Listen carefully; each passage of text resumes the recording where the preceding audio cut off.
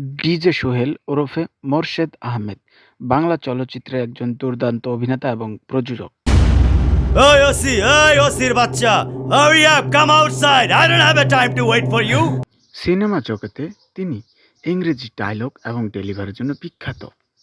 তার অস্বাভাবিক শারীরিক গঠন এবং এক্সপ্রেশনে সিনেমা জগৎকে নিয়ে যায় এক অনন্য উচ্চ স্থানে।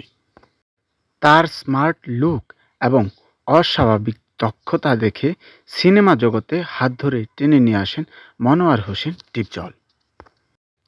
তিনি একটি মিডিয়া সাক্ষাৎকারে মনোয়ার হোসেন ডিপজলকে নিজের অভিনয় জগতের গুরু বলে স্বীকারোক্তি দেন।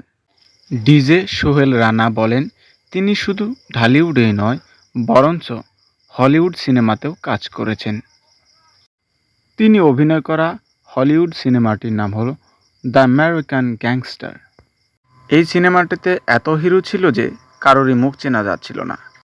ডিজে সোহেলের ক্যারিয়ারের প্রাথমিক অবস্থা গুনতে গেলে তার জীবনের প্রথমটি সিনেমা হলো কাজের মানুষ, যেটা মনোয়ার হোসেন ডিপজল তাকে হাত ধরে এনে শুরু করেছিল। সিনেমাটিতে লিডিং অ্যাক্টিংয়ে ছিল মনোয়ার হোসেন ডিপজল।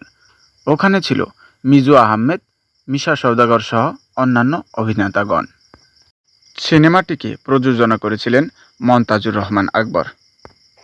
সিনেমায় আমার প্রথম সিনেমা ছিল অন স্ক্রিনে প্রথম এসছে, সেটা হচ্ছে কাজের মানুষ। ডিরেক্টর ছিলেন মনতাজুর রহমান আকবর ভাই।